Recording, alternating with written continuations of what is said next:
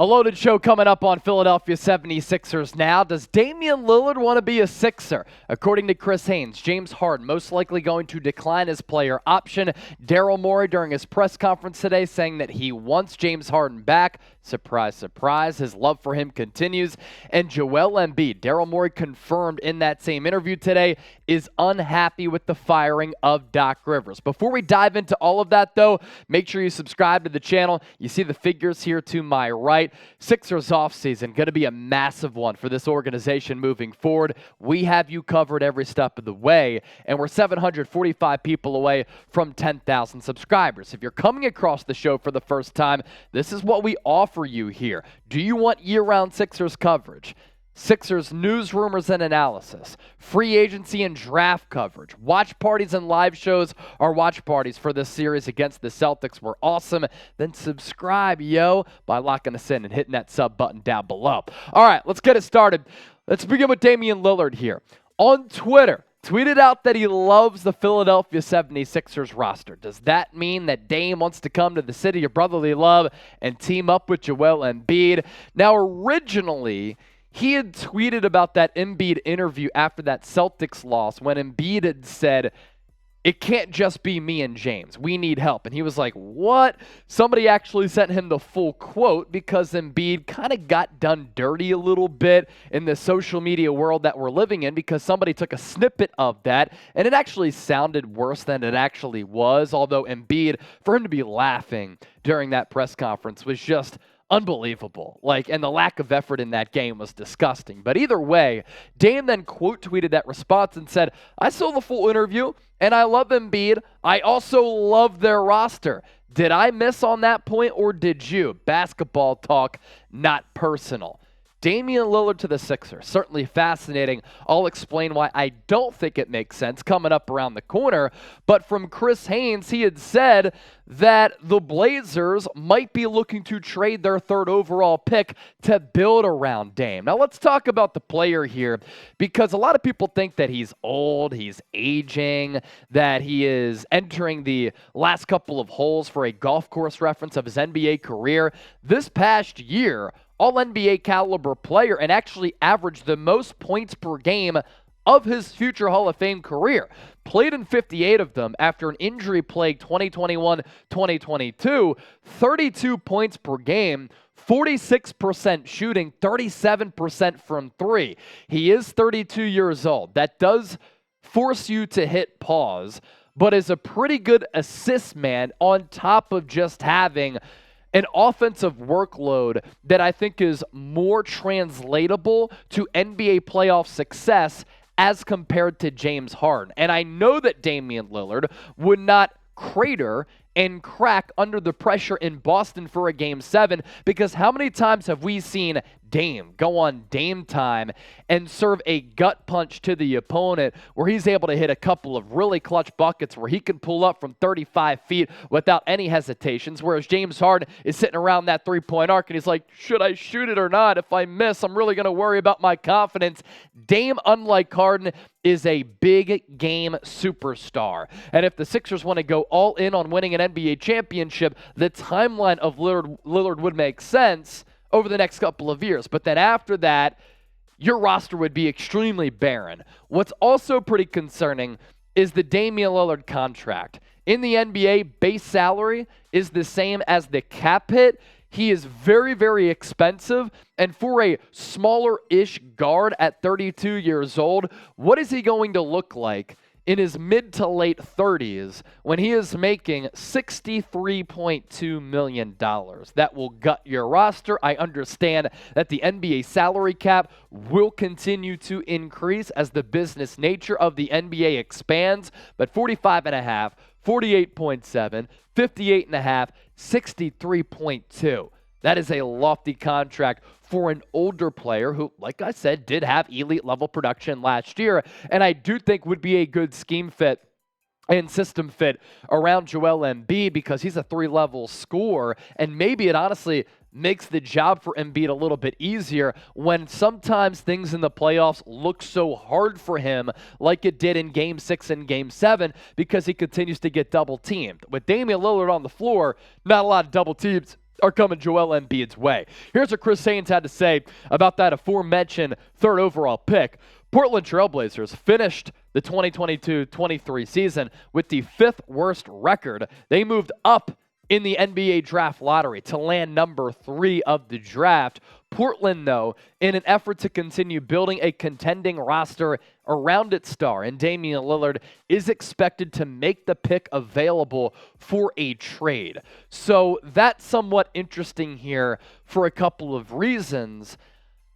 I really want to see Damian Lillard go to a destination in which he can chase a championship, and I want to see what Dame is able to do for a perennial winner. Now, unlike Embiid, he has made it to a conference finals. That was back in 2019 when he was great in that playoff run. Unfortunately for Portland, they got dusted by the Dubs. That was when Kevin Durant, Klay Thompson, and Steph Curry were all healthy. Then Klay and KD both got injured in that finals. That's why Kawhi Leonard was able to win that championship. Quadruple bounce, yeah, F me. But when we talk about trading for Dame to the Philadelphia 76ers, it doesn't make a lot of sense.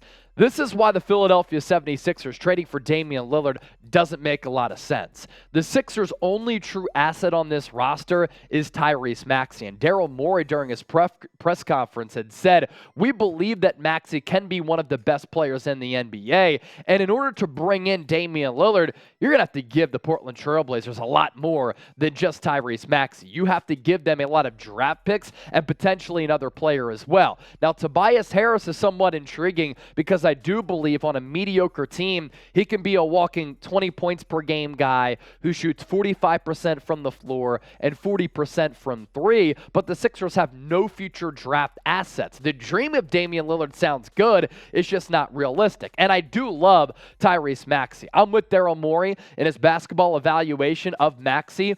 He's continued to get better every year that he's been in the NBA. The improvements have been really impressive. This is a guy who you never have to worry about his work ethic or him grinding, getting in the lab over the summer like a Ben Simmons. And you've seen the improvements come to fruition here. Rookie year, 8 points per game. Year 2, 17.5. Year 3, up to 20 points per game. At Kentucky, he struggled shooting the three-pointer and barely shot the three-pointer. That has not been an issue in his NBA career so far. 30% from deep year 1, 42.7 in year 2, 43.4 in year 3. If the Sixers were to move on from James Harden, I honestly think that a two-man game between Maxey and Embiid could be pretty efficient.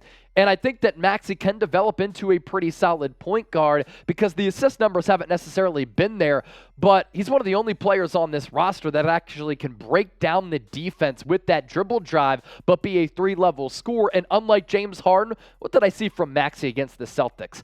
Absolutely no fear in the last couple of games of that series as the pressure got ratcheted up. So pick one to have, Maxey, Dame. I'm actually going to go with the unpopular opinion here. I'm going to go Tyrese Maxey. Call me crazy. I think this dude is really, really special. And for the Sixers to draft him where they got him and to see him develop before our eyes, really unique situation for a team that hasn't had a lot of these great young players. Joel Embiid, not happy.